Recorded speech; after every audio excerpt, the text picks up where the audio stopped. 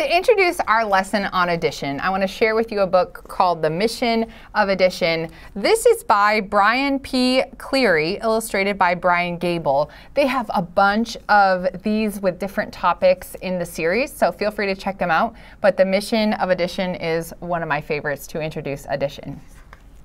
Adding is growing the total of things, like bubbles in bathtubs or bright, shiny rings.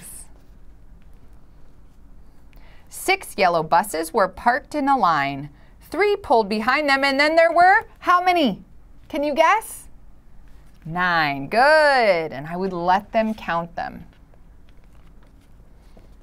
Along came 4 more, and that made 13. If you got that right, you're an adding machine.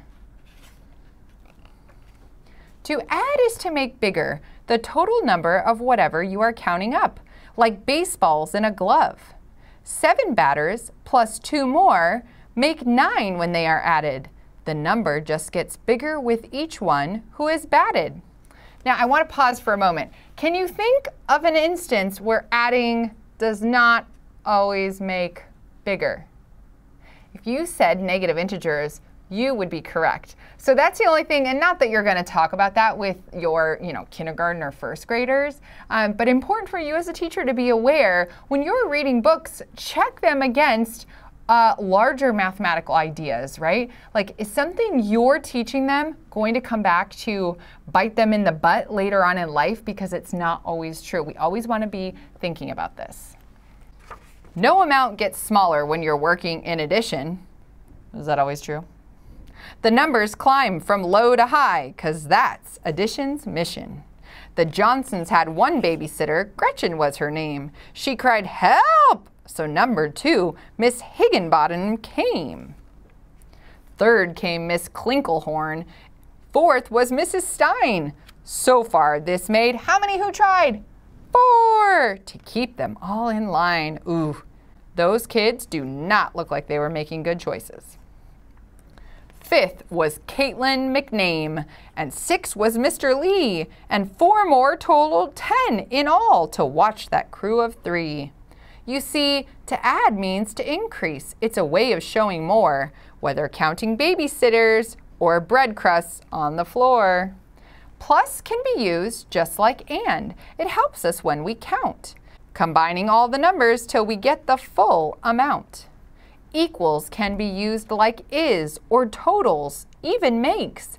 It doesn't matter if you're adding friends or birthday cakes. Just so you're aware, we also use is the same as for the equal sign. So heads up there. We could say 3 plus 5 is the same as 8. So if a hen lays 7 eggs plus 3 plus 4 plus 10, I would give my students a moment to try this mental addition, especially if I'm in like end of kindergarten, beginning of first grade. Give them a moment, see if anybody can do it. The total equals 24.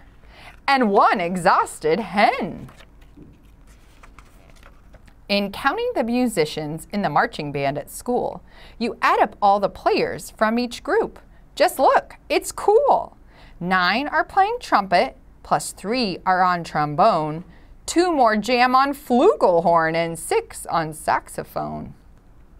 So 9 plus 3 plus 2 plus 6, that's 20 horns. But wait, when you add 8 bass drummers in, that equals 28. Good job.